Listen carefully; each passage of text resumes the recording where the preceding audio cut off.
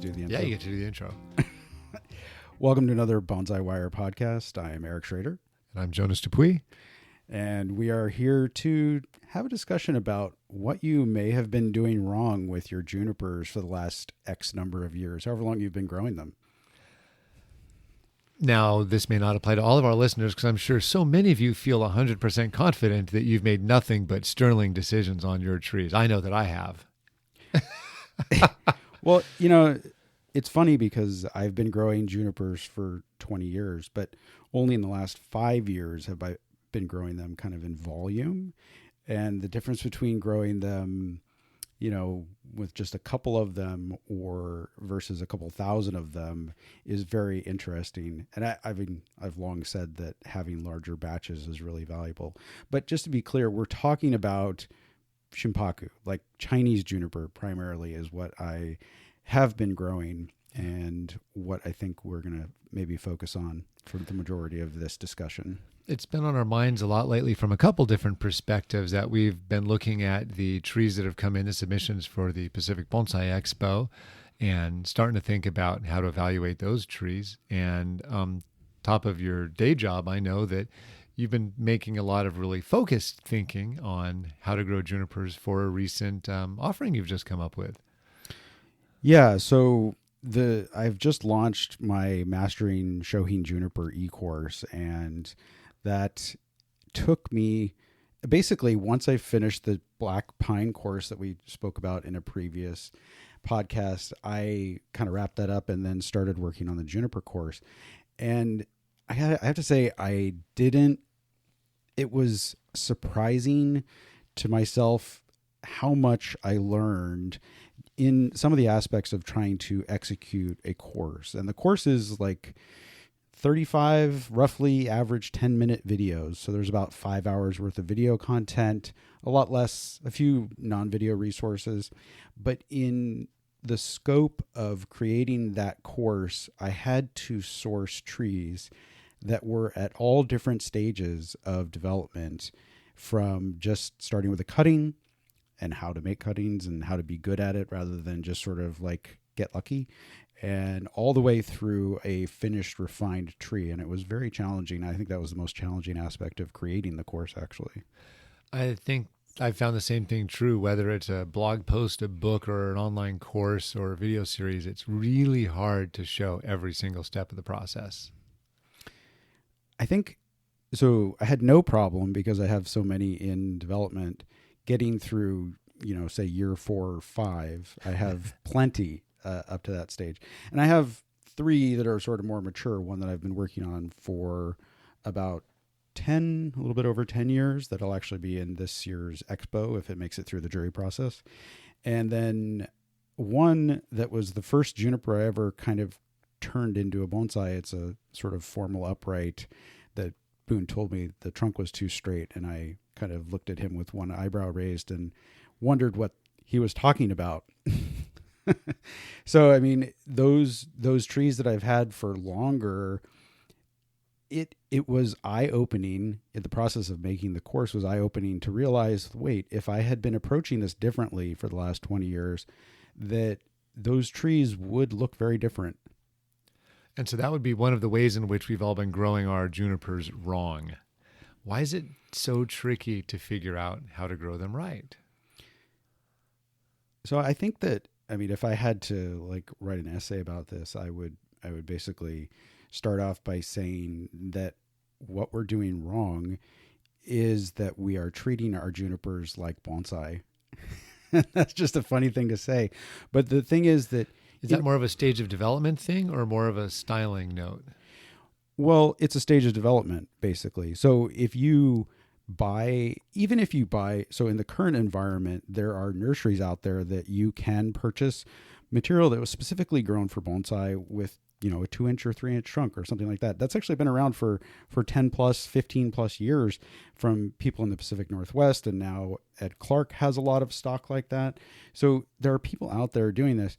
But all of those trees have a full round trunk on them. And so we see the kind of the next step of that happen where someone has stripped off basically what some people call the zipper up and down the front of the trunk.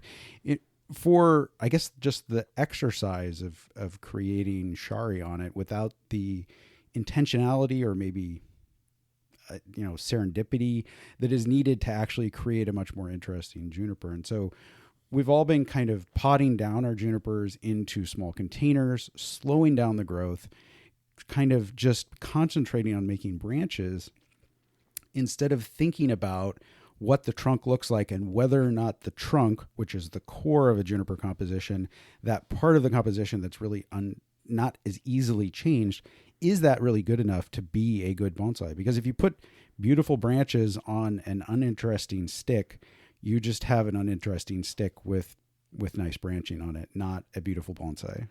And I think that's one of the places we've gone wrong, is on failing to do more development on those trees. How is it that, where's the message getting lost that the focus could be on the trunk instead of just on the branches? Because I think that's true for pretty much all species. And I think that's really common. Oh, I bought a tree. I can wire this. Well, I mean, I think you have to get past the initial sort of learning phase of the idea of doing bonsai. So as a beginner, we have to teach, okay, the end product and how you get to the end product from, say, a piece of nursery material, something you got off a raffle table or something like that. These are the steps that you take in order to create branches. But I think where we're going wrong is in recognizing that the material that we're starting those beginners with, that's a good learning project for them, but it's not the type of material that we should be spending 20 years growing, just maintaining those branches. And actually the end of the course that I just published poses the question, basically, should you give up on maintenance? And what's the idea behind that? So, I mean, the idea is that maintenance is what we think of bonsai. We think of maintaining those branches. We think of keeping a silhouette or whatnot. But if you give up on maintenance and you allow the juniper that you've had for 20 years that now has maybe a little bit more interest in lifelines to grow wild for a while, then you can still come back and make it a bonsai, right? You've learned how to make a bonsai out of it. But what it will do is make the trunk look more interesting. Now, if the trunk is just round still, like what I was talking about a few minutes ago, then it's not going to get that much more interesting. It's just going to get bigger. And I think that people think that the timeline for making the trunk more interesting in a piece of human created material is too long for them. But if you spend 15 years just using refinement techniques, and you could have spent 10 of those years using growing techniques instead, you would have a much better trunk at the end of those 15 years. So the idea behind giving up is, okay, make the tree look beautiful. You're a beginner, you're an intermediate, make that tree look beautiful, put it in a show, and then recognize that the tree could be a lot better if you give up on the idea of maintenance and go back to the earlier development phases like growing. And maybe to add to the idea of maintenance, it's the creation of an initial structure and then follow that with refinement and maintenance. In other words, take for granted the trunk is as good as it's going to be, and that your job, your scope of work as a bonsai practitioner does not involve improving the trunk. If I think back to the 30 years worth of demonstrations I've seen, how many of those demos taught a single technique for improving the trunk? It's usually just a given. It's going to be close to 0% of demos, other than just some basic carving. There is typically zero focus on, and now what do we do after the demo? We work on the branches. We've set the structure. That's now right. We're back in, autopilot maintenance mode. It's the scope of every bonsai book out there. It's literally the subject of almost every presentation in every club ever, of almost every demonstration at every convention ever. There's no such thing as improving the trunk. And yet at the other side of our mouth, we're telling everyone, oh, by the way, the trunk matters more than everything. Just don't invest in it. I mean, the course is focused squarely on small trees, and it's called shohin, but if you want to do mame, if you want to do kifu, whatever it is, but the point in my mind, where we've gone wrong in terms of human created materials. So I'm not talking about Yamadori, and there's a really giant divide between the quality of trunks that you get from good Yamadori and the quality of trunks that you get from nursery stock.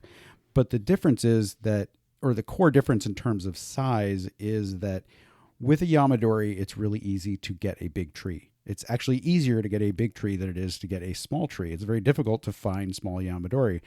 And the opposite is true with cultivated material. If we start from scratch and we start creating things, then it's much faster and more feasible to create a Shohin piece of material or Kifu piece of material than it is to create a 35-inch tall, massive juniper composition. It's just going to take too many decades of trunk development.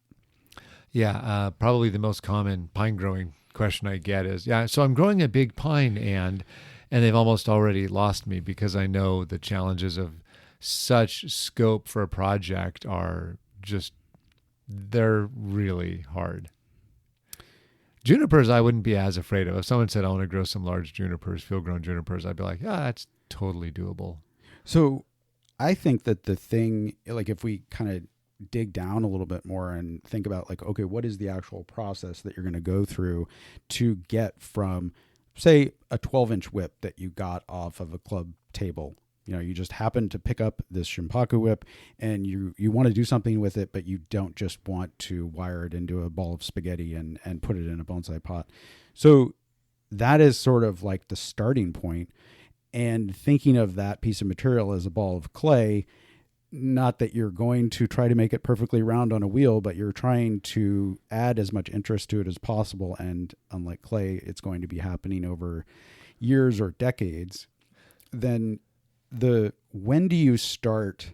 So my first steps in the e-course that I just published are all about bending and twisting, emphasis on the twisting, so that the lifeline is not going just up one side of the trunk. That's not your favorite look, huh? I think it's fine. I mean, I think it's fine in a lot of material. In fact, you see like California junipers, Yamadori, collected California junipers will have that beautiful, very thin lifeline going up one side of the trunk. That's a characteristic of California junipers. But it's not a characteristic of all junipers. And so if we look across the scope of all junipers, we see that the junipers, Chinese junipers coming out of the mountains in Japan and China, have a lot more twists in the lifeline. We see the same thing in some of the mountains in Europe. The Sabina junipers have a lot more sort of ribboning. We see a lot of twisting in Rocky Mountain junipers. So it kind of depends on, you know, what your background and understanding of junipers is. And I delved into that a little bit with a field trip to look at some Sierras, which do have twisting lifelines, just not commonly on the size that's actually collected as bonsai. That makes sense. So to review what we've already gone over, one of the very first things we've done wrong with growing bonsai is we've ignored developing the trunks. And we'll say a lot more about that. And then if we get to number 2, if we decide to start from a young tree, and not everyone will start from that, but if you are starting with a young plant like a whip, the first thing that gets neglected is the twisting portion. At least for junipers. Yes, for junipers. And that if you don't do that twisting, you will not end up with the deadwood design that you will wish you have had down the road. A great example would be John Muth at Bonsai Northwest was a fantastic grower of field-grown junipers for years and years and years, and his trees have really wonderful bends, but they don't all have wonderful twists. And I love that as a starting point for trees because they allow for more development of the trunk. And so I picked up a bunch of trees, 5, 6, 7, 8 years ago. It's been a while now. Yep. And I've barely started the branch work after 7, 8 years because I've been investing in the trunk. I've been doing the carving and changing the lifeline to get more complex shapes other than these round tubes, which is what shape the trunk was in when I started with them. So if the starting point is further down, we have tools to do these same kinds of changes. But ideally, if you're starting young, you avoid that problem in the first place simply through the act of twisting. Yeah, and it sounds so simple, but I mean, there's a couple of different techniques. Essentially, wire is your best tool for it because it actually, twisting in the same direction that the wire is applied, you can actually create a reasonably even if you so choose, or uneven if you so choose, twist in the actual tissue.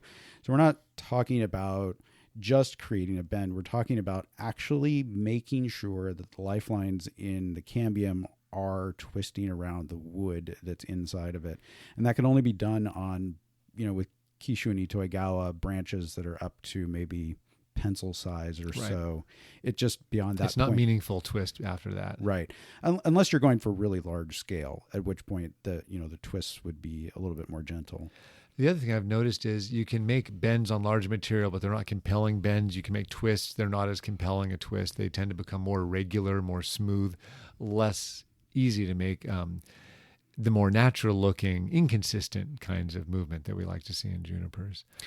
So I think, one of the characteristics of junipers that we all tend to sort of gloss over when we first approach them is that the shape of the trunk should not be round in an exceptional juniper, right? So, and that's if we were to say cut through the middle of the trunk and look at a cross section of it. We don't want that cross section to be round.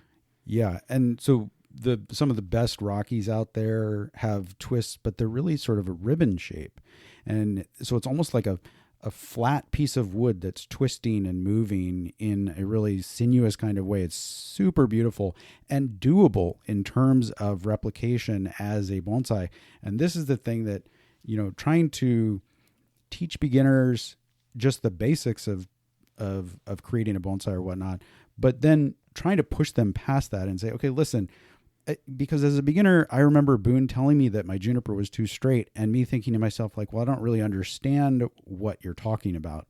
So if you have to get to the point of understanding what is the natural potential in the plant as a sculpture, not what is the natural potential of the plant, just in abstract, but as something that you admire for the visual quality of it, what properties of junipers kind of lend themselves so well, to make it a bonsai, and those getting that trunk out of round as soon as possible in my book. And people ask me, when should you start? And I actually don't know the answer, but with the majority of the material I'm working with right now, I started really early, like, with like a 1/4 inch trunk or something like that, starting to strip bark off of at least one side. The answer as to when will often depend on how big a composition you're working with. You can start much later on larger trees. You'd want to start probably a lot earlier on smaller trees. That's an interesting point, but I'm not sure I agree with you actually, because say you start with a 2-inch cross section and it's perfectly round, it's going to take you a lot longer to create a ribbon shape that actually looks natural than if you started with a 1-inch cross section and confined it to two sides and grew out those two sides to 2 inches across. Now you have a 2-inch ribbon, but you don't have that sort of dead weight of a round shape in the middle that you have to overcome, because they have to be proportional, right? The sole reason for waiting on carving would be the rate at which the wood decomposes. And so that's only me being influenced by what I've heard the growers will do in Japan, is because and especially where it's so wet and humid where they are, they know the shelf life on good deadwood on man-made junipers is surprisingly short. You're losing a little bit of wood every single year on those things. And that what they say is that you don't want part of the trunk to be rotting by the time you're only just getting to the branch work. See, checkmate. I think that as a grower, that's a hard thing to kind of put your head around when your entire emphasis is on like creating, like sort of sculpting the trunk in order for it to be really dramatic. Compelling, yeah. Then like to have to deal with the counterpoint of like, oh, if I do this too soon. Now, luckily, the two of us sitting here in California don't really have the same sort of like rot problem. Right. But I guess if you're in Florida, you do, or South anywhere Carolina, where you get summer rains all the time. Yeah. And that's the big difference. One big difference between a lot of collected deadwood material and man-made. If the tree's growing quickly, the rings will not be small. They're going to be big, thick rings, and they won't be anywhere near as resinous. The tree hasn't been packing in the any of the compounds that are going to keep that tree or preserve that deadwood over longer periods of time. And that's the only reason I mentioned the thing about the size. It's only because of the decomposition of the wood. So in your mind, what do you think that the ideal starting point, like, so say, you look at a Gafu-10, a Shohin show, the all Japan, I don't actually know what it's called, the all Japan Shohin show, essentially. If you were going to create one of those sort of ribbony things that you see in those show albums, what do you think your ideal starting point would be? So every single time, my ideal starting point would be a cutting. And I would want, if I wanted a good Gafu-10 level tree, and so this is, again, best Shohin show in the world, I would want a time frame of 20 to 30 years. And actually, in my own garden, the one thing I'm most excited about growing is a batch of good Shohin junipers, because of all the stuff we're talking about, where it's been really frustrating to not have the starting points that we want to make more compelling trees. I would love to contribute toward that. And that's one reason why the two of us have been talking about this a lot. But yeah, my starting point would be cutting, and I would want to grow them, maybe up to 10 years. Maybe up to 10 years. For those best Shohin, they often grow medium-sized trees and carve them down to Shohin for the Gafu-10. And that's even creating those good fins. But depending on how thick a trunk you want or what the exact design is, I'd say minimum I would go 5 or 10 years before starting to carve. One guy put it to me where he said, start carving about 5 years before where you want to end up. I think you need to start sooner than that, but depends on really the extent of the fins that you want on the thing. So what do you think? So you've traveled more extensively through Japan than I have, and we've both seen growers, but maybe I don't think I've specifically seen someone who was growing Shohin junipers. I think that the problem I have is that, like, if you're relying on carving, so say you create a 1-inch cross section and then you start your deadwood work in order to create the ribbon shape, are you relying on carving down part of that 1 inch? In other words, a sort of... Some of your depth comes from the carving, and some of it comes from continued lifeline building. The lifeline building is still the primary way you're adding wood, but if you're at a 1-inch trunk and you carve into that a little bit, you're already down to, say, 3/4 of an inch. And if you lose another quarter to rot, you're down at like 1/2 inch just inside the shell. In other words, it's depending on, again, your time frame of how long you want this thing to go. And so that's where the size comes into it. Because 1 inch isn't very big for a Shohin. Like if I was going to make a Gafu-10 level Shohin, I'd almost want a 3 or 4 inch base on it. Before you start carving? Oh, not before I start carving. Between 1 and 2 inches, I'd probably want to start the car. Maybe closer to 2. But again, depends on the design.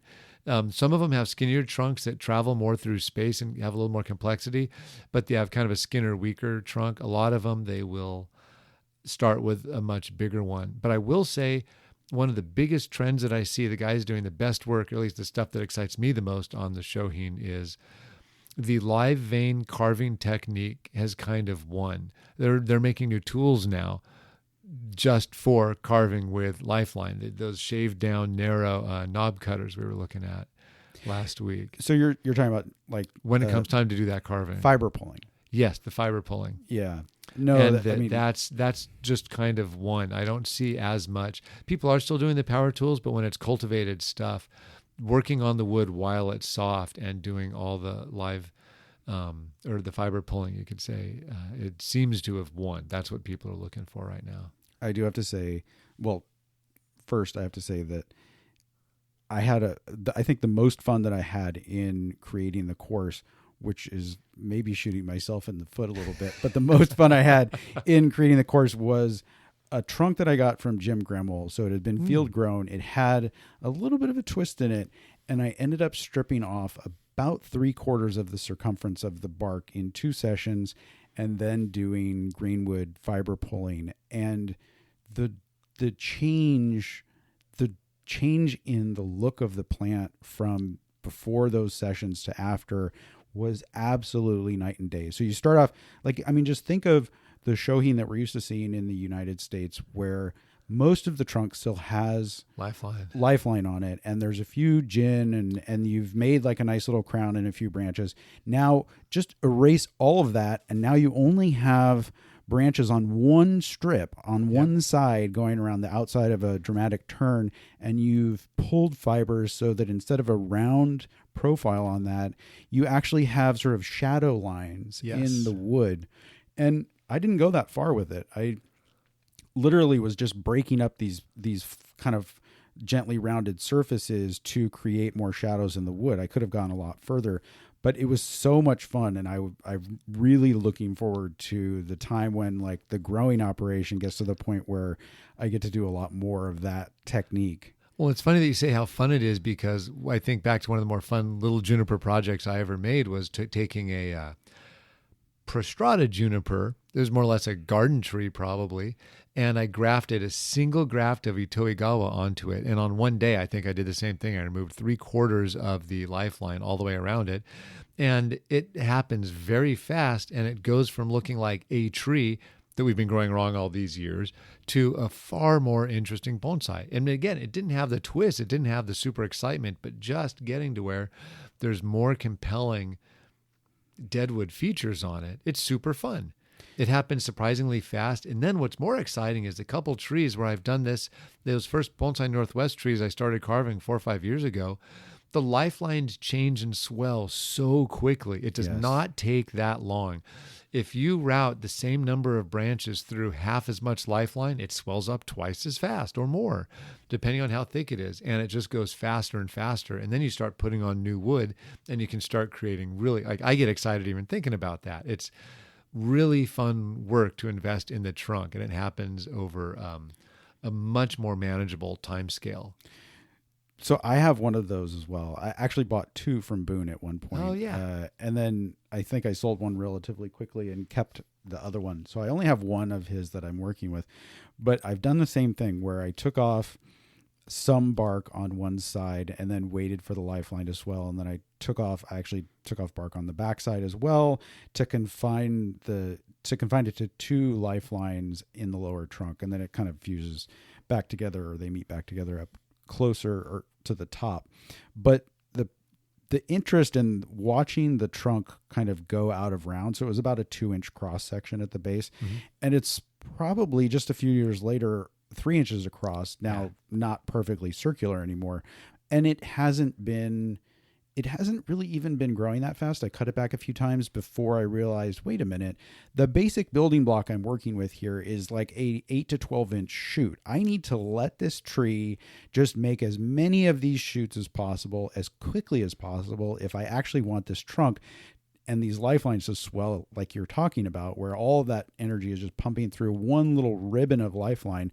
It goes faster than you might think. And I took the tree out of a 5-gallon can when I got it from Boone, repotted it into like a number 12 tokonami trainer pot.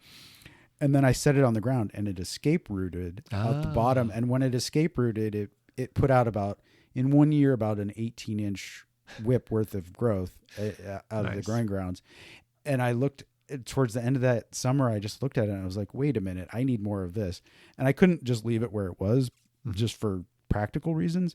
So I picked up the terracotta and stuck it and let it escape root into an Anderson flat full of perlite, and it's growing just as fast again this year. So it is such a fun process to kind of grow things out like that and watch the changes in the trunk. And rather than being satisfied by, like, I know I can do the branch work later. Right.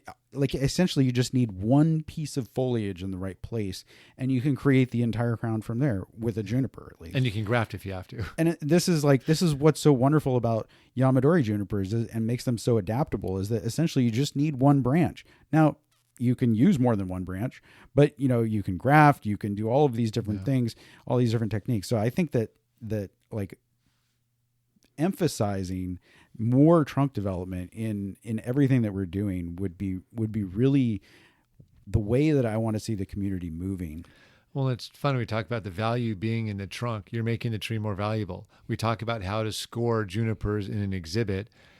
Invest in the trunk. We talk about what trees we're going to select for an exhibit. It's the ones with the most character in the trunk. We're going to assume adequate branch development in the trees because that's not that hard to do and it doesn't take that long. that could be a whole other discussion when we get there about how to make more compelling branch pads, let alone branch design on juniper. Those are all their own topics, but just investing in the trunk is just checking all of those boxes, let alone it's fun. Now, the reason the whole process for, say, a good shohin would take 20 years is because there's the very early years where you're setting the absolute basics. That's some number of years. And then there's just a lot of thickening. And then you get to start playing with that initial shaping of the trunk. And then towards the end, you're starting to look at silhouettes and all that. Now, that's for like a tip-top level, amazing, amazing tree. And I wouldn't assume I could do that with any one juniper. I'd want a batch of 20 or 30 or 50 to end up with a handful of truly fun trees.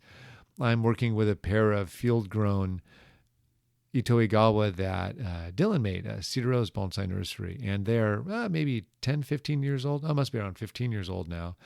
And doing the exact same thing. We're deciding which branches to keep and or graft, and then trying to carve based on what's there.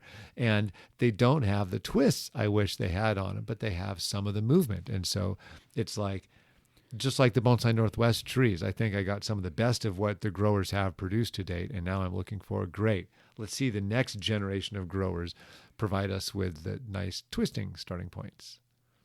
I have to say, as a grower, so I had to actually contemplate, do I want to actually put like a twist in every one of these junipers that I'm creating? Like, do I actually want only twisting junipers? And I just said to myself, well, I know I can get non-twisting junipers, so I guess I'm just going to make twisting junipers. And I actually, I think that the process you were just talking about with it being 15 or 20 years, that first 5 years is so boring. And I think that it's not bonsai work. It's not bonsai work. It's just, and I understand why people are so frustrated by it because I literally just walk by these plants and I'm just thinking to myself, like, grow, and you're trying to optimize it. You're trying to, so like I started off with some of these junipers. Talk about poor planting. I started off with some of these junipers in 2-inch containers. Oh, right. Yeah. And I remember it was a very conscious thought process, thinking to myself, like, I want these to grow slowly so that I can really manipulate them on my own time frame.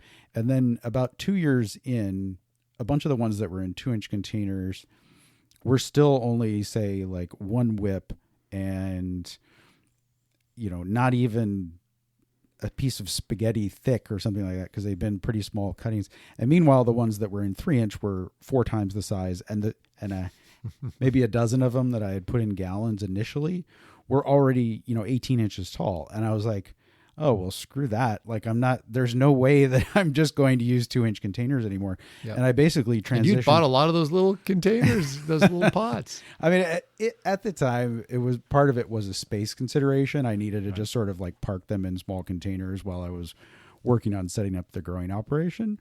But it is such a dramatic difference, particularly for junipers, container size with the young ones. And then you don't want to make that first 4 or 5 years worth of growth go any slower than it has to. Once you get a twist into your initial piece of wood and maybe some movement into a couple of the side branches, or just sort of, a lot of times a lot of the ones that I put into gallons, they turn into a clump instead of a single trunk. And so removing some of those low branches and wiring some of the strong shoots that are coming out so that they're laid out a little bit more, so you have tighter movement, essentially like trying to pre-plan for packing more wood into like a 5-inch tall composition, right? You need a few inches for the foliage at the top. And so if you're aiming for 8 inches, you really only have about 5 or 6 maybe inches to work with in terms of height. And so, but I have to say, it feels so great coming out the other end of that kind of process, where now each year I see junipers in gallon or 3-gallon or 5-gallon containers putting out 16, 18 inches worth of growth in a growing season, and having stripped a little bit of bark off, maybe ill-advisedly. Well, what's interesting is, on that same note, another tip I got from Japan was that they purposefully don't grow them that fast so they get tighter rings so the wood lasts longer. Same exact topic. We have not run into these problems in this country. To be fair, we just don't know. But most of the best trees I've seen are actually grown in fairly small suyaki, the high fire training pots, those terracotta pots. And they don't actually always, some growers put them in bigger containers, but some people actually consciously grow them slower to get tighter rings. Now, I don't know if that's them being high-minded and that it actually does or doesn't make a difference, because I know other growers that either put them in the ground or use much larger containers, or like Onuma, who will just stack 4 containers, and he's got these giant junipers now, and stacked colanders are getting all the root space they want. So it's not like we're saying that one's obviously different, but that would be the reason that I know some people have tried to focus on that. And the other thing you said, which was interesting, is you mentioned the 5 to 8 inches to work with. I would probably, for a Shohin bonsai, if I want to end up with a 7-inch tall tree, I'd probably want to grow, and I'm not talking about the sacrifice branches, but I would probably want to grow a trunk that's closer to 7-inch tree, let's say 12 or 14 inches. In other words, I wouldn't want it to taper to 0 right at 7 inches, because I'm assuming there's going to be some tension, the jin that kind of sticks out of the top. And there's going to be, and when I think of how thick the trunk has to be to get those wide features, they're not going to be tapering to nothing. And so you're actually making a considerable sized, funny looking tree. And then maybe the jin will stick out to the side, maybe it'll come up the top, maybe it'll hang down. It totally depends on the style, but you're making a lot more. So yeah, you are targeting. The part that is important is that within that 5 to 8 inch zone that you're talking about, everything's got to be awesome within that. And that's where that early planning, that early wiring. That's like I've always said, when you're working with young material, before you go for accelerated growth, make sure it's the growth you want. In other words, if the shape isn't right, don't bother accelerating the growth, or you'll just be sorry. It's been interesting as I stripped bark off of a good number of them, not all of them, because I, sort of hedging my bets and thinking, well, I should probably grow these, just not grow them all the same way, essentially. So, and one of the decisions I made was to do a big batch where when I get to, say, half an inch size, that I start stripping a significant amount of bark in order to really start making ribbons, or just getting things looking a little bit weirder, because that's the whole point. And then another batch where they're essentially, I'm going to leave them to 1 inch or 2 inches worth of girth before I start doing the bark stripping. And hopefully that way, at least 50% of them will come out better than the other 50%. I'm not sure which one is which at this point still, but you'll learn more doing it those different ways. That would be good. doing it both ways. And that's sort of the beauty of large batches. Yeah. You reminded me of another thing that people do wrong in terms of the timing of the stripping of the bark. I've learned a fun technique that I've honestly leaned on fairly heavily for, even when there aren't big twists, you can create or exaggerate what twists are there. And I think some of that's perfectly acceptable. And I think there's a line you can easily cross. You can take a perfectly straight juniper and carve barber pole stripes in it over time. You can't do it all at once. Yeah. And so I think one of my favorite tricks is that, and that's where the zipper thing just makes, it's almost a face plant, a palm to the face. Whenever I see someone do all the carving in one day, I just think, oh, it's too bad that was a demo. Or it's too bad that professional was under pressure from the client to quote, style it that day. If you start a deadwood feature and then you lengthen it, you can cross a little bit of the grain of the lifeline every single time you carve it. And if you do it all at once, you're radically limited to not that much crossing. However, if you have a perfectly straight trunk and you put a barber pole on it, it's going to look insane if you've got a curving lifeline around perfectly straight grain. It just will look really artificial and not that fun. Like if it's like the techniques where you leave the wire in the tree, especially for a juniper, you can do that and it'll swell up and you'll get interesting deadwood features, but it'll also look like you left the wire in the tree. And that's why I'm not a big fan of that. Yeah. Wire in the trunk. It's happened to me a couple of times by accident, and I definitely do not recommend it. It just never seems to quite work out right. Doesn't look as good as I want. It affects the integrity of the trunk. But anyway, I love that. That's what I've been doing with all of the field-grown junipers I've worked with over the years, is that incremental shari making. And there's so many ways to just let a shari die off right as it goes out of sight from the front. and it looks like it's going around and winding, and maybe just put 2 stripes on the front of the trunk. Yeah, so what you're talking about is like the sort of gradual coaxing of the lifeline from going straight up the trunk to going either in like a spiral or irregularly, just sort of back and forth around the circumference, whatever it is, or a mix of those. What's interesting is I've found in some of these projects that I've started where I started. So originally, some of them were meant to be mame, and I was thinking to myself, like, okay, if I'm only going to make a tiny little trunk, then I need to start stripping bark really early, so that the whole scale of it is in proportion to like a 3-inch tree, and then I just sort of kept going with some of them instead of kind of saying, okay, that's good enough. I'm going to put this in a bonsai pot and slow down the development and just make branches on it. I just sort of left some of them going. And what I found was that there are some interesting problems that come up with the lifelines. So if you don't plan, you end up with a lifeline on the inside of a turn, and then you end up with it kind of trying to fuse up against itself. In other words, like the lifeline pinching itself off, the lower portion of the lifeline swelling up against the upper portion of the lifeline when they're kind of on the insides of turns. And that is the point at which I started using the technique that you're talking about, where I'm trying to say, okay, this side of the lifeline is going to be too close to the center of this turn. So I'm going to take off that side of that already mostly bare trunk, so say the lifeline's covering a quarter of the trunk now going through a turn.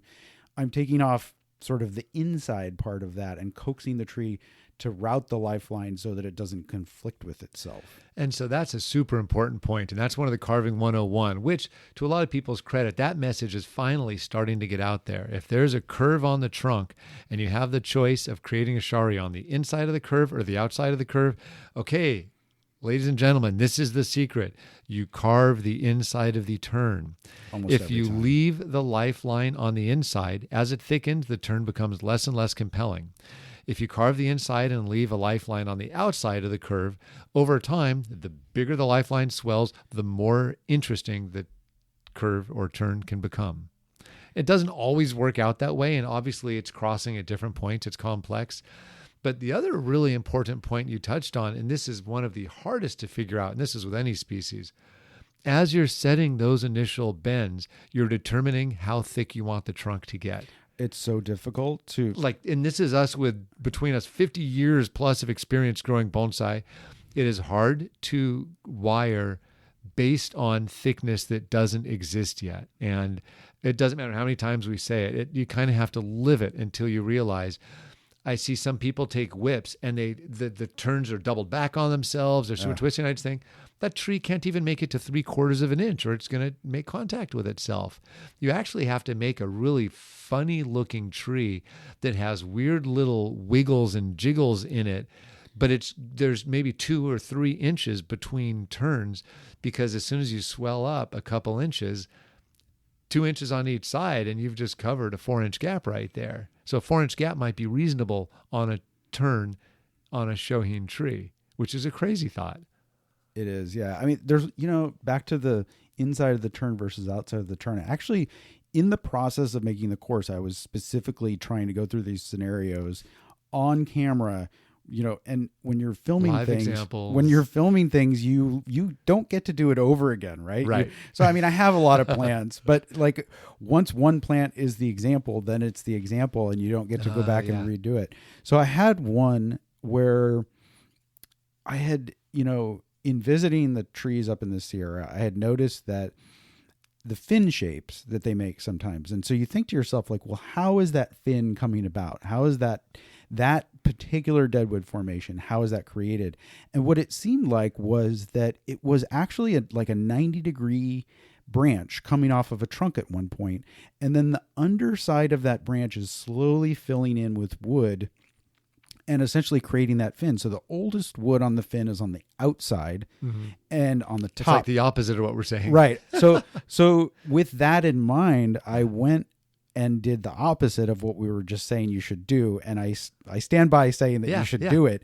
But if you confine the lifeline and the movement of the going into it is correct, and you can think and sort of visualize a fin coming out of this. Essentially what you have to do in order for it to make a fin rather than just a big ball of spaghetti is to continually scrape off that lifeline off the sides. So it's essentially shortening and rounding out that hard turn that you started with. And then I think you can actually make that fin, but I only have a couple of examples that I'm working with, and it's not fast, just like anything else with the juniper. So I've seen a lot of fins created in Japan, and this is interesting. It's exactly what you're saying. At minimum, you're going to have two lifelines pulling in opposite directions. That's going to give you a wide, flat shape to your trunk. Like the cross section of the trunk is going to be like a pill or rectangle shape, essentially. Yeah. And a lot of times they'll just grow that for years and years and years and years. And then at the very end, they get rid of the outer lifeline. And that's how they do the fin. And then they style the whole tree based on that interior lifeline. So that would be a final result, one lifeline tree. Another trend I've seen is more and more I'll see three or more, but often three lifelines that make these very complex shapes. Here's where the thickness of when you start carving comes in. If you're making a 3 lifeline design and you carve in from 3 different directions, you do not have a lot of wood in the middle of that if you're starting to carve at 1 inch. That means your core will never be thicker than at most 1/4 inch, 1/2 inch. Because if you've got 1 inch and you're carving in at a 1/4 inch on 3 different sides, that means maximum you're going to have 1/2 inch in the middle. And it's not a full 1/2 inch core. I have to say, I mean, I've sort of, maybe not on purpose, but I haven't seen it through very well. I've tried making 3 separate lifelines on a reasonably young piece of material. So imagine like a 3/4 inch kind of piece of material. And now there's 3 lifelines on it, all kind of, as you would imagine, sort of thirds of the way around the trunk, because you're scared to go any closer because it's not that big of a lifeline and you don't want to actually kill it off yet. But what I found is that so far, at least in my experience, is that it looks, I never get past the artificial look with it. I wonder if, I've never seen it on skinny small things. I wonder if it makes more sense at a larger scale only, because I've never seen it on smaller than several inches around for diameter. Because you're right, otherwise it'll just look like stripes. It really does. And it also, I'll say, I've only seen it effectively done when there's interesting movement. It's not actually twistier per se, but it's more undulatory. And this is something else we haven't really talked about at all. And this, again, applies to so many things. It's changing the radius, varying the radius of your turns. It's big turns followed by small turns. What a lot of, and this is kind of hilarious, so many bonsai have a very specific look to them, defined by, quote, how far can I bend that branch? You can almost tell how big all of the branches were when someone wired a tree, especially on, say, young deciduous material. Oh, look at this amazing thing I did.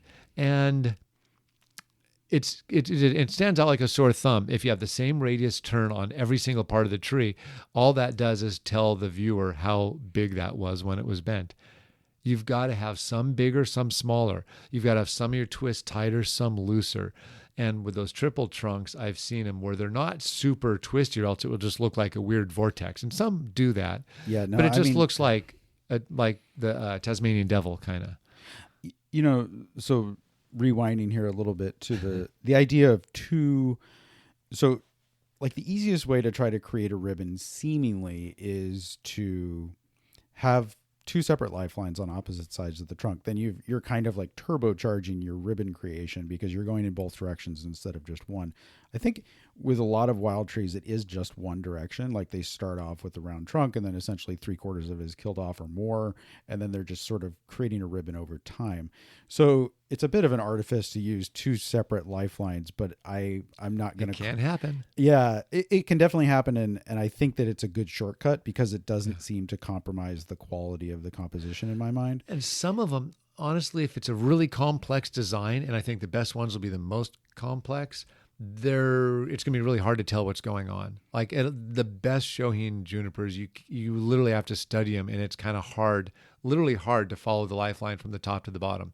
It's only 8 inches, but it kind of goes through the middle sometimes, and things disappear and split in ways you don't expect. They might fuse in one area and break apart again.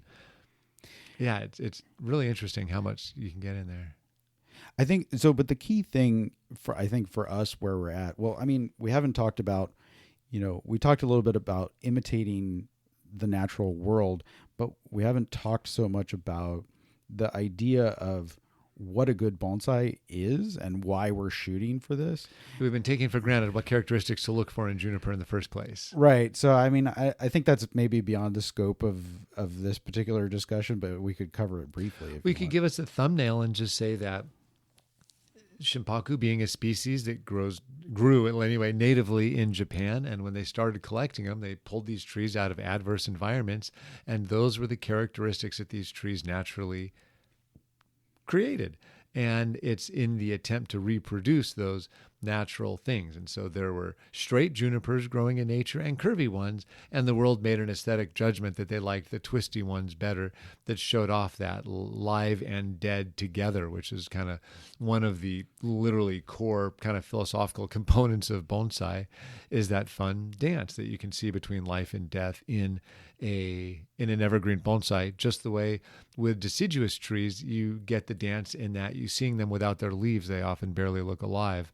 And it's funny how we're always playing with these ideas of life and death in most of the species we work with, except for broadleaf evergreens, which are not coincidentally the least popular of the three. That's true, yeah. So back to the lifeline ribbon thing, because I'm not quite getting out what I want to say, which is that once you've made that ribbon, so imagine if you're just looking at a cross section of the ribbon and you've got the lifeline on either side, and in between those is essentially just like layers of band of wood. So it's rings of wood, but there's not a full ring there, right? Because part of the ring has been destroyed. So, but then at some point, you don't just have to make a ribbon like where the ribbon, how do I describe this? So where the ribbon is kind of like a Mobius strip where the surface is bending but the surface remains essentially flat. Right. At some point, so you could actually have the ribbon folding back on itself by training one of the lifelines to come around a corner so that they're not just spreading apart, but one went left and one went right and then one went down or something like that. Yeah. So you're making even more irregular shapes. And I think that is what you're talking about when you're talking about, because it's getting over that hurdle of one, being crazy or brave enough to actually strip bark off of two sides of a juniper, because almost nobody in the US is doing that. And not commercially, at least. Yeah. Right. And then two, going 12 more steps beyond that.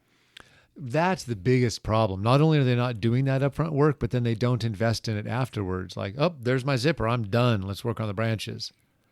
So this is the core point that I think that we're trying to make here. And that is that your development work is not done until you say it's done. And you should be using development techniques, and you should be continuing to develop your trunk for almost as long as you have the tree, even if that means that you're slowing down the development for a while to put it in a show pot and then taking it back out, as I suggested earlier. And that's, again, just to make that point explicit, possibly the number one mistake I see. 99% of the trees I work on in every workshop I've ever done, they're all in more or less show-size pots.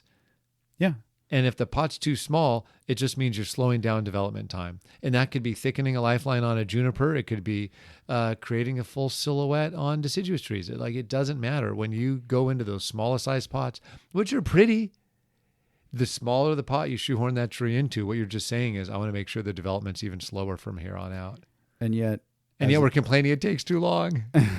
But, as a beginner, I had the same thing. I wanted a tree in a bonsai pot, and every beginner wants a tree in a bonsai pot. But I don't think that should stop people from doing that. I think you can say, okay, this one's going to be in a bonsai pot, and I'm going to, maybe it's a Japanese maple, and I'm going to just sort of do pinching and refinement on this tree while I keep these other trees in larger containers and develop them. But are we shooting ourselves in the foot here because we're going to get even fewer submissions for the next expo? Because everybody's developing their trees. I know it. But it's funny when you put it in that perspective of what people are looking for. It's, well, I bought a $300 tree. How do I make it look like a $1,000 tree? Well, treat it like a $1,000 tree.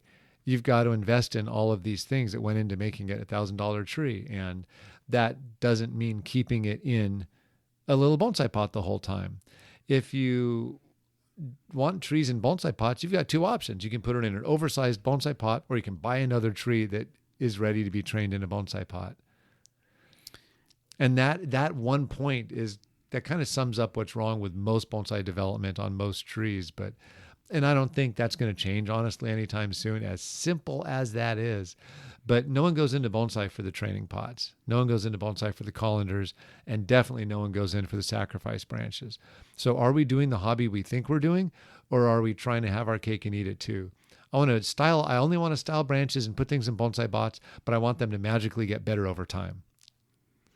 Because that's what we're saying that we're doing with all of our demos that don't encourage training techniques. It's what we're doing in all of our monthly meetings where we wire a tree and raffle it off. We're teaching people that the only thing you should definitely avoid when you're working on trees is longer term growing techniques. Okay, now our biases are just sneaking out, but that's what's going to come up with submissions for the expo. If people aren't investing in those trunks, we're not going to expect more of those things. I mean, I have a batch of, now this is getting off the juniper topic, but I just bought a batch of trunks from Dylan at Cedar Rose Nursery, and these are fantastic Shohin trunks. And I'm not even sure that I have enough time to develop them all myself. I'm probably going to look at like putting together a Shohin class or something like that. Mm-hmm. But they are not even close to ready to go into bonsai pots. And even 5 years from now, I don't think they will be, because that intermediate sort of branch work. I actually did an exercise with an elm over the last year or so where I was just like, how fast can I develop twigs on a Shohin elm? And elms are super fast, right? And they're super cooperative, defoliation, all that sort of thing. But all these trees, it's going to be years. And so I put them into terracotta trainers. And I actually, you like terracotta trainers as much as I do, the tokonami ones. But I think that they look really beautiful in those pots. And I think that other people would too. I think the hard thing, and just to be totally fair, you can develop trees faster in bigger pots, period. But people that go into bonsai typically want their gardens to look a certain way. And I think the tension really is, am I pretending my trees at that last stage or not? And I think it's that tension that leads to a lot of challenges. I continue to make the mistake as recently as last year. This year I didn't make it in repotting, but if I buy a tree that's been a bonsai for 20 years, and it's not healthy, it's very tempting for me to put it in a bonsai pot. Oh, won't that look good? And it's the only thing I can do to guarantee it'll get healthy slower. And so it's really hard. This tree's been in a bonsai pot for 20 years. It's a 50-year-old pine. I'm so happy I have it. And I kind of need to put it in a super oversized container if I want it to regain any amount of health in any reasonable amount of time. And so now going forward, I'm erring on the side of a lot of bigger pots. And as you've seen, I've got a lot of big terracotta pots, a lot of oversized bonsai pots in the garden, because I'm lucky in that I don't really care as much about what it looks like in the garden until it goes in the show. And I want to get to the show stage as fast as possible. And so that means I've got to take a step sideways a lot of the time. I think I've had basically the same experience with like old trees that I've bought from various people. I mean, we both have this experience. Yeah, no, but one that comes to mind is that I bought a imported Korean hornbeam raft, and I'm a big fan of rafts because I think that they are really interesting. They show characteristics of trees that you don't see in a lot of other compositions. Yeah. But I bought this, and it had been a bonsai for many years, obviously, because you don't just go and dig up a wild raft. And it was in a small bonsai pot, and it had a decent set of branches. And then I put it into a smaller bonsai pot. And then I trimmed back the twigs a year later, and the next spring there were no buds on half of the crown. and I just kind of thought to myself, if I can't grow a Korean hornbeam into like a fine twiggy, I am doing something wrong. And so now that tree is in a 6-inch deep box. Was there dieback, or did it just not really send out shoots on those? Just little twig dieback. I mean, there was no major dieback. Good. And now the tree has 18-inch long shoots on it, and I'm looking at it kind of sideways like, well, are you ready to be cut back now, or should I give you a little bit more time to recover? But the thing about that, tree, even though it had been shown in exhibitions here in Northern California and was essentially a show quality tree when I bought it, there were certain flaws about it. The same thing that we've been discussing about junipers. And essentially, in order to correct those flaws or in order to markedly improve the quality of the tree, I really need to go back to development techniques. And that's just what it boils down to. It's funny, this has come up in so many of our discussions, but we both learned from Boone Monocatevi part, and we both brought him lots of flawed trees, as did every other person in the club. And he would always say the same thing. It'll be faster to grow a new tree from scratch than to try to fix the flaws on that tree. And we're the ones that took that to heart, maybe too much. But I think about it all the time. If you ask me what's the way to make the tree the best possible tree, it's easy to answer that question, but a better question might be, is there a faster way to get to that result if I start with a different starting point? Not necessarily from scratch. It really doesn't have to be from scratch. But is there a more productive starting point to get where I want to go? Because not every tree is going to be able to go to every destination in a reasonable amount of time that we have for them.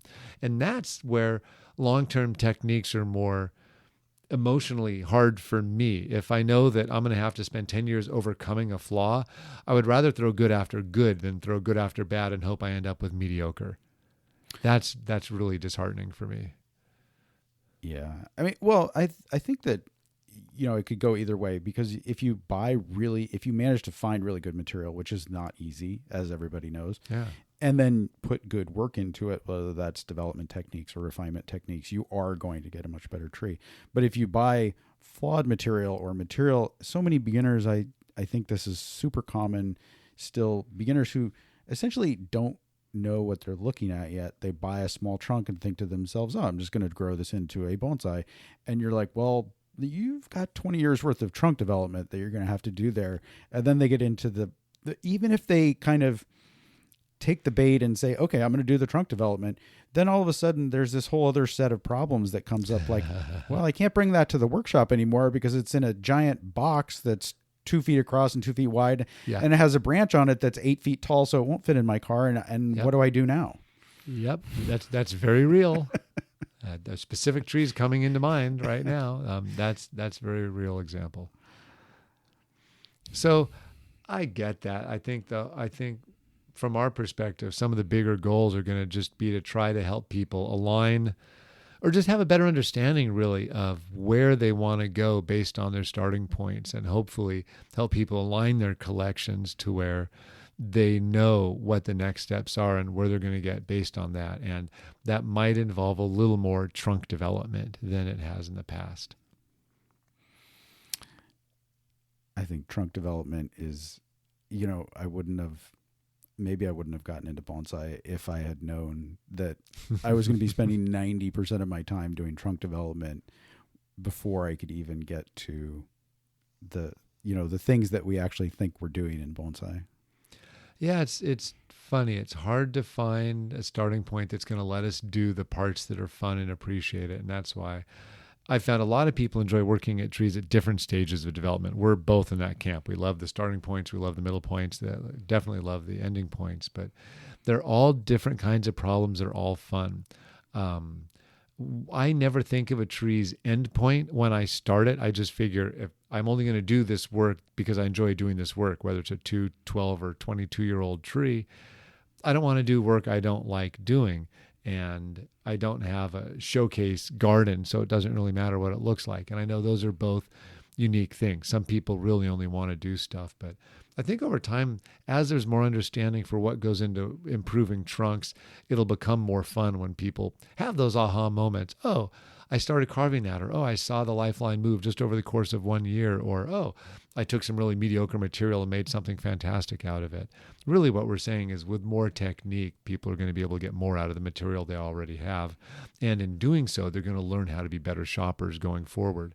And once they've done all that, they'll be able to do more with that cutting or really young tree if they have the ambition to do a longer term project. So since I'm acting as the host this time, let's sort of pivot and talk a little bit about the teaching resources that. So you're working on teaching resources. I'm working on teaching resources. You have a back catalog of 1,000 or more, blog posts that have a lot of good information in them. What do, if someone has listened to this entire podcast and said to themselves, I want to go grow a bunch of juniper trunks in just like the way you're talking about. What do you think the best resources out there are? Several categories of resources. Always the first thing that comes to mind is spend more time with good trees. The deeper your understanding of what a great tree is, the easier it's going to be to try to reproduce that. And that can be everything from reverse engineering how it was made to just an understanding of how big were the bends when that tree was skinny? How many twists does it make? Do the twists all go the same way, or does it literally twist one way halfway up and then start twisting the other way halfway out? And so that's part of it, is just the more you can learn about good trees, whatever your goal is, start with that. Not everyone's going to have that option. So then you're going to be left with images and videos. And so now we can talk about those kinds of resources. Though, if you do have travel to a place where you can see good trees. There's a bunch of good gardens all over the country now, whether public collections or professionals or growers. So many better resources today than what we had 15 years ago in this country, like night and day better resources. So that's one. And then we have, in terms of books, I don't know if there's a single book that's going to help people on many of these topics. There are a small number of Japanese books with zero English inside, with, I will say, some helpful pictures in them. And that's about the best I can say about that. In general, all printed material in bonsai assumes there's no such thing as long-term trunk development. Like, that's kind of not a thing. And that gets us all the way down to pretty much online resources in terms of videos and articles. Yeah. Did I miss any others getting to that? I'm not really sure. I mean, whether you delve into specifics or just talk about categories.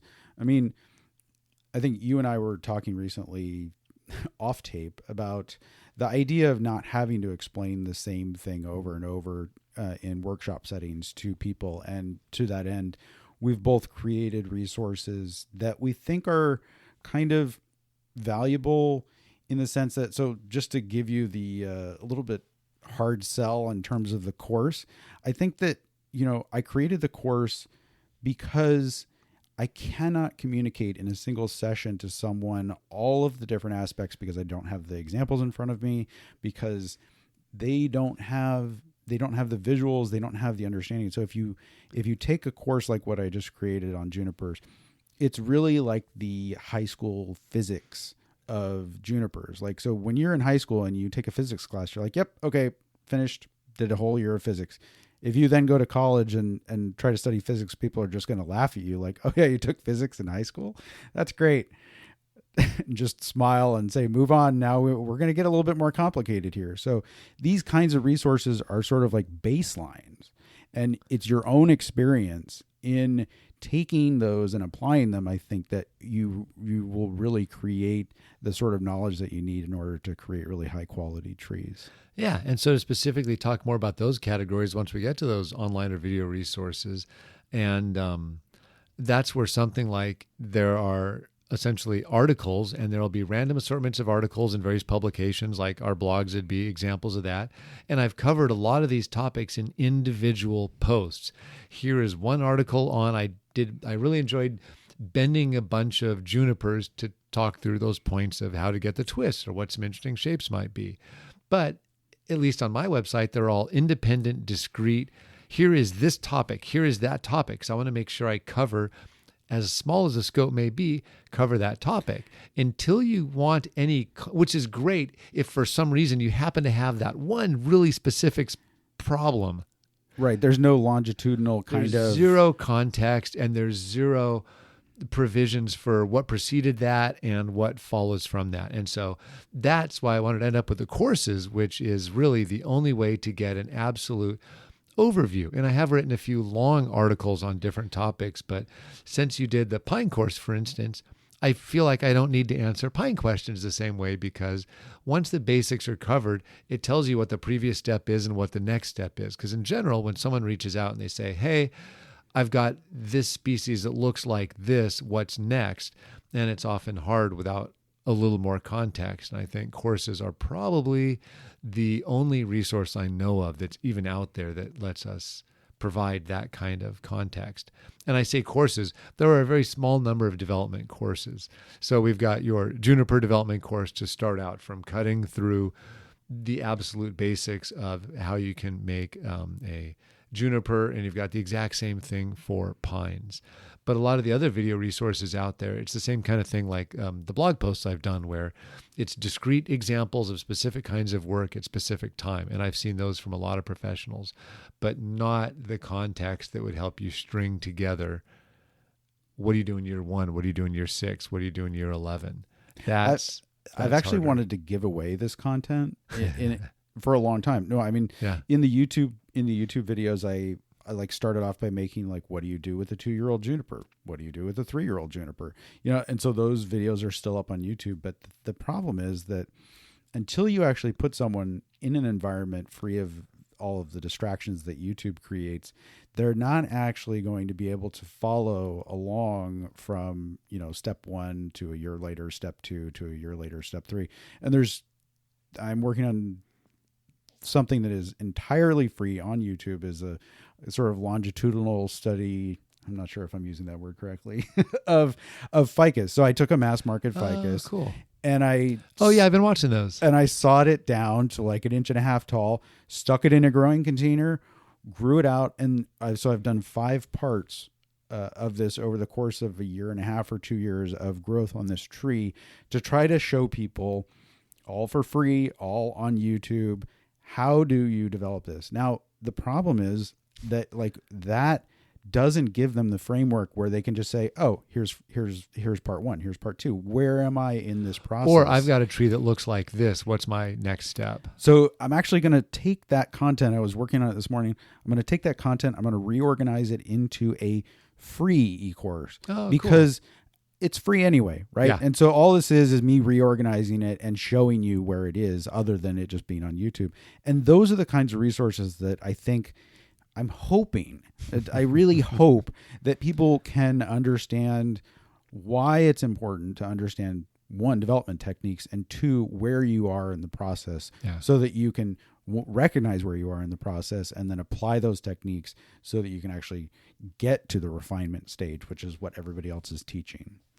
And I know you and I have talked about that exact thing for years now, which is how do you meet people where they are? And it's an interesting challenge. And you've put out how many videos now so far on YouTube? I don't know, 250 or something. Yeah. And even with hundreds of these things, it's hard to find what's appropriate, because if someone's just doing a general search, goodness knows what they're going to find. And even if you name something part 4, it's going to take some searching to figure out parts 2, 3. Like you have to watch a whole bunch of parts that you have to search for and or find a playlist. But then to figure out where you fit into that isn't as straightforward, which is why it's nice to be able to have that all organized in a digested format. Now, what's funny is, even though, and we've also talked about this, where even within a course, if you spell out, the A through, if not Z, then, W or X or something, it's not like it's easy to do that. And so when you first asked what resources do you recommend, even when you have a course, it's then time to start a batch of trees, to start multiple batches, so you have batches at different ages, to start experimenting to see what works well with your weather, with your species, with your growing conditions, and work with people who've done this kind of work before so that you can get some guidance. And although not a lot of people have growing experience, I don't know any, I will say, actually, there is a small number. Not a lot of people go to Japan to learn basic growing techniques, but in general, your average Japanese trained professional will not be spending the bulk of their time doing trunk development. I'd say that's very rare. It's out there, but it's pretty rare.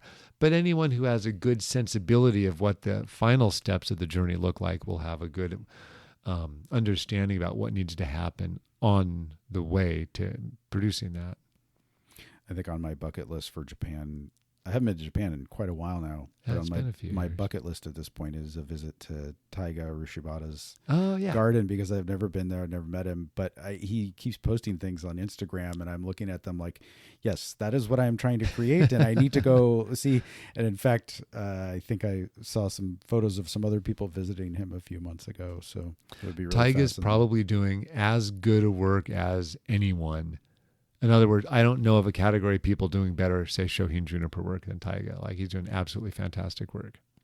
I think the most recent photo I saw was almost like a selfie, but behind him, it looked like a row of antlers or something, but it was Nice. bonsai deadwood sticking out of the tops, and they were so beautiful. Yeah. So He's really, choosing good starting points, and he's doing what a lot of Japanese professionals are doing now who are keiji, which is they buy good starting points and they're looking to flip trees over a horizon of several years. I don't It's- know how you flip trees any faster than that. I mean, I do know. Well, how actually, you, tons of professionals. So the average professional, I'd say in Japan, and this is silly. There's no such thing as an average professional in Japan, but I'd say it's much more common for people to buy a tree, work on it once, and sell it. right, That's but really common. You wire it, you style it, you clean it up, pat yourself on the back, make a few bucks. But there's so much more opportunity to make more money, or from our perspective, make much more compelling trees if you just add a couple years to that horizon. And interestingly, I think the best craftspeople are doing that. They're buying material that fewer people would want because it's going to take a little bit longer. Right. It's using more of their techniques, and it relies on higher levels of expertise, and the results are awesome. So, gee, what's the takeaway there? If you invest in yourself and your skills, and that might pay a lot more than just investing in the material.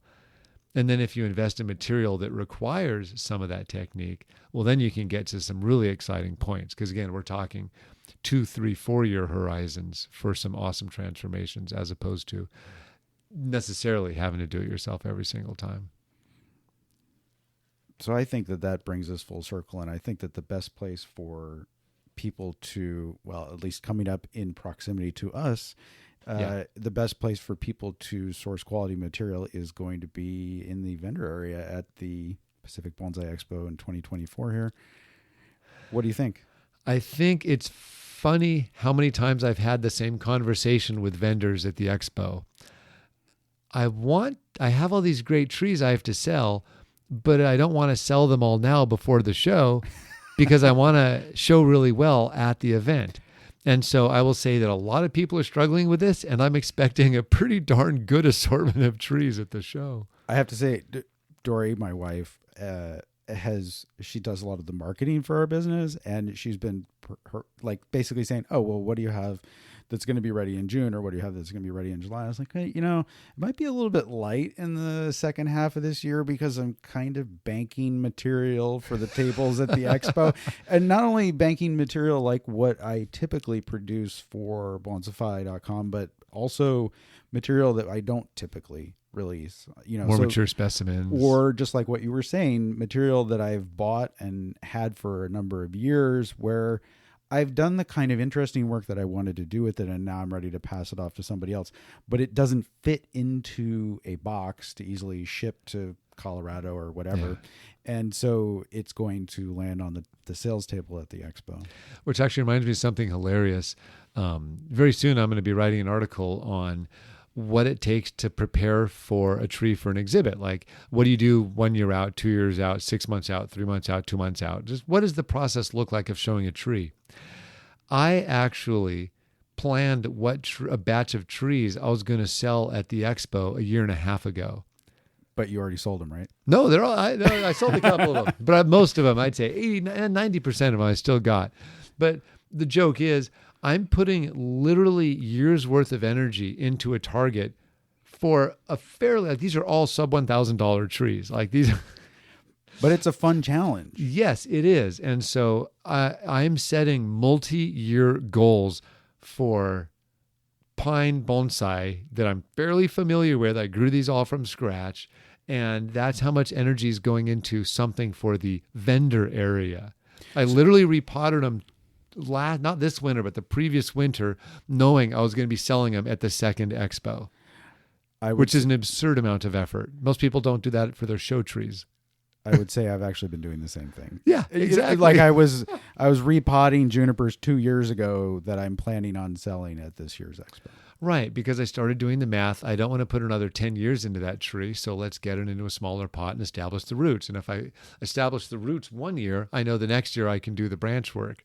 And so I spent all last year just getting the roots where I needed to where they'd be in containers. And I'm spending this year getting the branches where I need them to be. And if depending on the weather and everything, time, hopefully I'll have literally, it's just a small number. This isn't a huge batch, but But it is a really fun and interesting project to give yourself only 2 years to bring something to market. So do you have a batch plan for, The next expo? For 2026? Yes and no. What I'm thinking is, because I don't have batches of trees ready to go per se, that is, I have 2 other batches of trees. I just don't know if I'll be willing to part with them. And so if I'm not ready to part with them, I think it's going to be squarely more trees in that category of like the 2 to 4 year turnaround thing. So trees I'm buying, working on, again, spending a year. Typically, I have to spend minimum 1 year just to get trees healthy. Actually, that's not totally true. I'll have some of those this year too. I have been buying more trees. I've been buying trees in batches, and some I hold for maybe 3 to 10 year projects, and some I hold for 1 to 3 year projects. And so I'm going to try to bring some of those 1 to 3 year projects to this year's expo as well. In other words, super fun starting points, but I can't keep everything for the long term. I can't say that I'm actually planning on releases for 2026 right now, but not specifically anyway, but I am planning. Essentially, the nursery functions as a pipeline that's filled with trees that, after the 2024 show is over, I can start saying, okay, this year I'm going to do this to this tree, and then next year I'm going to do that to it, and then it will be ready for sale in 2026. It's crazy how much planning bonsai can take. Well, and what's funny is it's this kind of planning that helps people make good trees. Like, we're doing it from a business perspective in this case, is figuring out how do you end up with something you want to end up with. But at some level, that's what hobbyists are doing. You just never think of it within a time-boxed fashion like that. I more and more have been doing programs for clubs where we will have people bring their own trees, and we'll make just kind of timelines. What's it going to take to get this into a club show or a regional show? And to try to create that roadmap for what it might look like to prep a tree. It's like, well, this many years to get it healthy, this many years to grow out that primary structure, this many years to fill in the silhouette, this many years to just dial in that last little bit.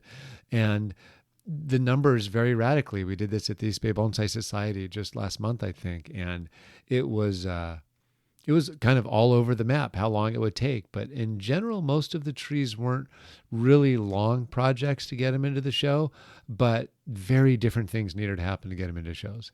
Again, yet another topic.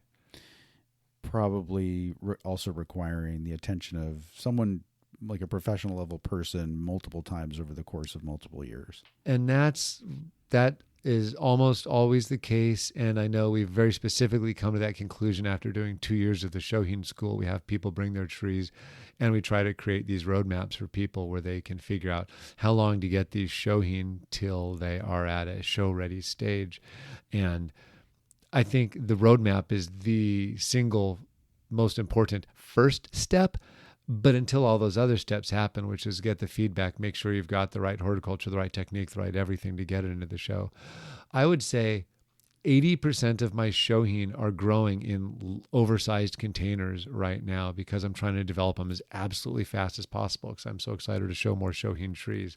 So as I buy more trees, it just means more terracotta pots in the backyard on the benches, because I know that if I put them into show pots, that it's just going to slow down development. And my rush has taught me to use fewer show-related items up front. Isn't that crazy? I have the same thing. I mean, I've been so counterintuitive. It's not just the hornbeam raft that I've been pulling out of small containers and putting into large ones. Almost all of the trees that I showed in the 2022 Expo are now sitting in oversized pots in my yard. Oh, actually, that's a really good point. With one exception, all of my Expo trees are in more generous containers. And I have mixed feelings about the one that I didn't repot. It's perfectly fine in the pot, but I have to water it like twice a day. It dries out every 10 minutes. Yeah, but the others are all, and actually the juniper I showed, to keep it on junipers, the Shohin juniper I showed at the expo went immediately into a terracotta pot. Why? Because I know I've got a lot of carving in store for it, and I want the lifeline to be as active and swelling as possible. So I'm literally letting this tree grow for a full year before I start doing some carving this coming either fall or winter. And because I've got a couple rounds of carving on it before it kind of goes through its next transformation. And this is a tree that was one of the higher scoring medium, displays, a little semi-cascade Shimpaku that Dylan grew as well. And that's the one that you used as an example in your book. In the as book, well. yeah, that's the one in the little book of bonsai. Yeah. And so even though the tree was down potted and made into bonsai to show what can happen, it was continued to be trained for another 3 years, put in a big show. Nope, immediately coming out, and it's going to be a different tree the next time it's shown. See, I'm preaching to the choir here, Yeah. at least in person. Yeah. And so it's funny. And so what is getting awkward now is when I'm asked to do shohin programs and, oh yeah, bring some trees. And I'm like, oh gosh, what can I put on a shelf? So I try to literally have a couple trees in bonsai pots so I can help fill out bonsai displays. And I'll be there before too long. But right now, I'm just relying on and encouraging as many people as possible to get together to make shohin displays. Like take your handful of best trees, go together, work with others, and then make good displays with 2 trees, 3 trees, 4 trees. I don't really know many people who have the depth to put on a super solid 6-tree thing. Yeah. I mean, actually, one of the few trees that I had in the expo that I didn't take out was one of the primary examples I used in the course. And that's like a twisting Shimpaku that I originally created in a Yamadori, quote unquote Yamadori style workshop with Jim Gremmel back in like 2008 or something like that. And then grew out until the trunk was like an inch thick, and now it has like 2 different lifelines and whatnot. But I regret not taking it out of the smaller pot and putting it. In fact, I've taken to soaking it in a shallow thing of water maybe like twice a week to make sure that the tree can absorb as much water as it needs, and then take it out of that and put it back on the bench and let it dry out again, and that sort of cycle. But it would be much happier if it were in a larger container. And so I think on that note, let's just make an agreement to try to follow up a year from now and see if we want more trees in bigger or smaller containers. Well, I mean, I definitely feel you on the, do you have, can you do a shohin program, and do you have any examples? And then you show up with like all these trees in training pots, and they're just sort of like, oh, where are the shohin? And you're just like, no, you don't, you don't even understand. Yeah. I mean, why handicap yourself essentially in terms of That's how I look at it. Yeah. In terms of keeping the tree healthy. That's right. So yeah, cheat. If there's a cheat code, I'll take it, boy. Yeah, I'd rather have a healthy tree than one in a show container. Yep. Yeah. Well, thank you so much for talking about all this stuff. I will this time leave in the liner notes a link to the courses that we talked about today. All right. And if we get any other requests related to that, let me know. And if you want me to post additional resources there, just send us a note, and we will add that to the show notes as well. Thank you so much.